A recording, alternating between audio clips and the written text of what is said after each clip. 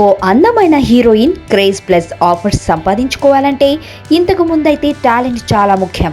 వీటికి తోడు అందాలను ప్రదర్శించడంలో మొహమాటం లేకపోవడం, డ్రెస్సింగ్ విషయంలో పొదుపు పాటించడం అనేవి ప్రధానమైన క్వాలిఫికేషన్స్. కమల్ కూతురుగా సినీ అరంగేట్రం చేసిన శృతి హాసన్ సౌత్లో తన టాలెంట్తోనే గుర్తింపు సంపాదించుకుంది. కానీ నార్త్లో అమ్మడి యాక్టింగ్ వంటకాలు అంతగా ఉడకలేదు.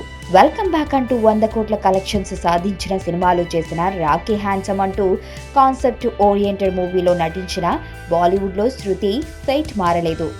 అందుకే ఇప్పుడు సడన్ గా రూట్ మార్చేసింది. అందాల ప్రదర్శనలో డోస్ పెంచేసింది. డోస్ పెంచడం అంటే ఒక్క స్టేజ్ మార్చడం కాదు, ఒకేసారి టాప్ రేంజ్లోకి చేరిపోయింది అమ్మడి అందాల ప్రదర్శన. మే నెల GQ మ్యాగజైన్ కవర్ పేజ్ను ఆక్రమించిన శృతి హాసన్ అక్కడి నుంచి వేడి మొదలు పెట్టేసింది. ఇక లోపల పేజీల్లో అయితే ఒక్కో ఫోటోలో ఒక్కో సంచలనమే.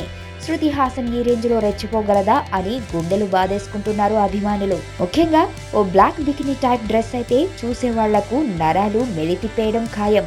అమ్మడి ఒంటి మీద డ్రెస్ ఎక్కడుందా అని అడ్రస్ వెతుక్కోవాల్సిందే. Top to bottom windows type లో డిజైన్ చేసిన ఓ బికినీతో వయ్యారంగా ఓ పక్కకు వాలి ఇచ్చిన పోజ్ అయితే కుర్రాళ్లకు గిలిగింతలు పెట్టేస్తోంది. ఇప్పటి వరకు పద్ధతిగా ఉండేందుకు ప్రయత్నించకపోయినా ఒకేసారి ఈ రేంజ్లో రెచ్చిపోతే తట్టుకోవడం కష్టంగా ఉంది శృతి ఫ్యాన్స్ కు. మొత్తానికి తన అందాల వాడకంతో బాలీవుడ్ కి పెద్ద ఇన్విటేషన్ నే పంపింది శృతి హాసన్.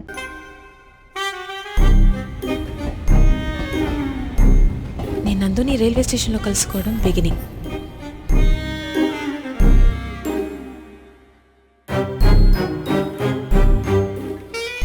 ఇది ట్విస్ట్.